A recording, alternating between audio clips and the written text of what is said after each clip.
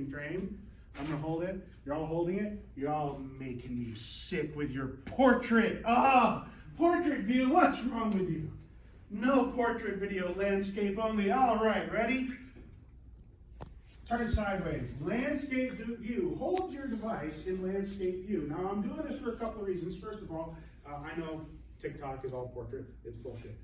Actually recording video is always done with landscape. I also know that on certain phones you can push a button and it'll landscape for you because these are circular lenses.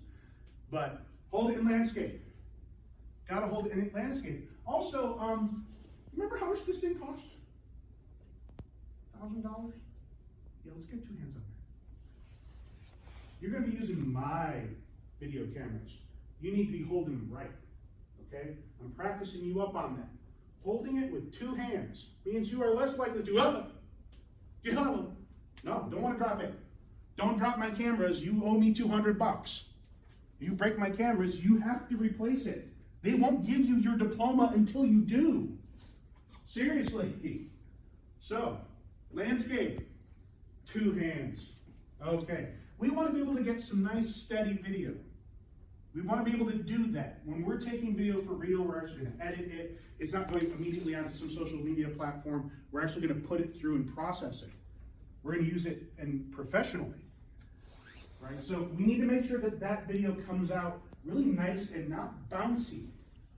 We're humans. We're dynamic things.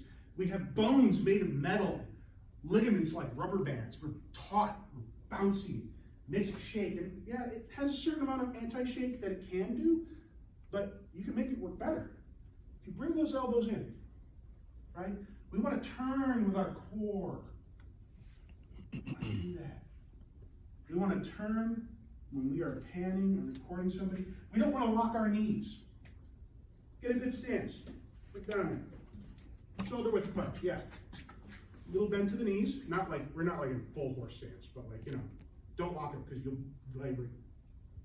Just your heart alone will make it go up and down.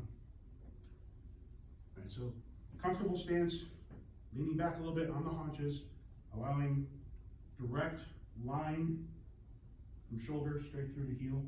That way you can turn with your core. Use your long muscles. It comes out so much more smooth. Right, okay, wonderful. So we got landscape, both hands, elbows in, turn with the core. What else can we do? Well, we want to keep the subject, me, in the center 75 on your screen. I'm turned off, of course. Center 75 on your screen.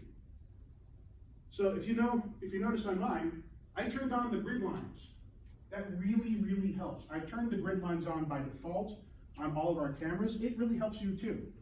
Keeping those grid lines are on as an on state is really great because it keeps me in that center 75% of the screen. Some of your cameras may have the actual center 75 setting. That's also a great setting to turn on. Because the edges of where it's recording, they get bent because it's a circular lens. It's, you know, a lenticle thing. It's taking light and focusing it down. So the edges are always weird and bent. The software tries to ameliorate that, tries to flatten it out, but you'll notice this. You're gonna notice this very heavily when we are using the real camcorders. That it's going to have, like, people will look larger on the edges than they do in the center. The light will be stranger on the edges than it is in the center. Your eyeballs function exactly the same way, but the software up here deals with that. Okay, great. So we got 4 good steps, right? First one, landscape, both hands. Bring those elbows in. You know, turn with the core. Keep them in the center 75. 5th thing, if you can, become the tripod, right? Let's do that right now together. Get up against the wall. Get up against the wall. All right, get up over here. Get up over here. Force clean, connect to the edge, get up against it. Become a tripod. 3 points of contact. 1 foot, other foot, back. Look at that. Right? It takes so much of the you bouncing out of it. This is great. If you can, get in the doorway. Oh, they're even better. because I can go like this. Shoulder in, 1 foot out, 1 foot in. Kick door shut, slam in face. Oh God, right?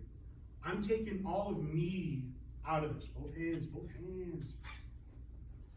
Both hands. I want to take as much of me out of this equation as possible. I want support. I could be standing there for a while. I could be, recording somebody on the field. Depends on what I have available to me.